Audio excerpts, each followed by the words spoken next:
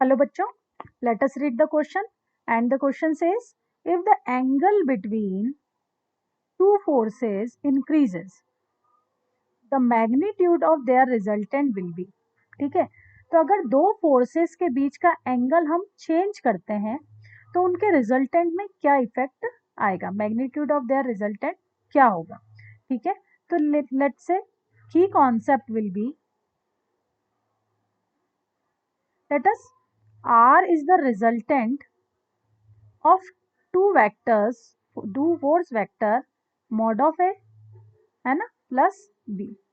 R जो है resultant है दो वेक्टर्स का A और B, जिसे हम इंडिकेट करते हैं रिजल्टेंट जो होगा A square mod of A square plus mod of B square plus 2AB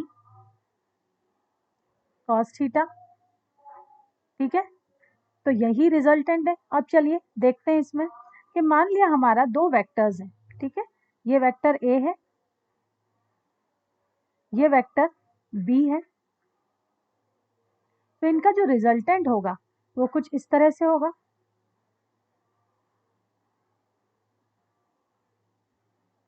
ठीक है, ये वेक्टर डिपेंड करता है द वैल्यू ऑफ थीटा पर, है ना, तो रिजल्टेंट डिपेंड करेगा mod of A square mod of B, magnitude will remain same, है ना। तो हम देखते हैं कि हमारा इस फॉर्मूला में, है ना, रिजल्टेंट जो है वेरी करेगा किसके साथ, वैल्यू ऑफ कॉस थीटा के साथ। यही एंगल है। ठीक है, ये एंगल थीटा बना रहा है, करेक्ट। अब बात करते हैं अगर थीटा की, तो थीटा वेरी होता है -1 to 1, करेक्ट। कॉस थीटा जो थीटा है वो -1 से +1 तक इसकी वैल्यू होल्ड करता है। अब अगर इसके ग्राफ को देखें तो हम कहेंगे कॉस 0 की जो वैल्यू होती है वो होती है 1, करेक्ट।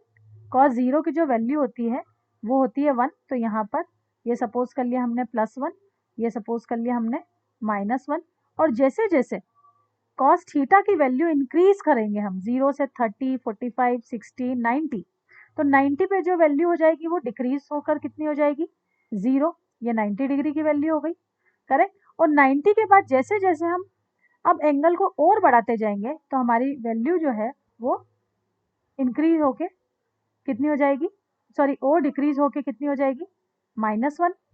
ठीक है, तो ये जो कॉस थीटा का ग्राफ है कुछ इस तरह से मूव करता है।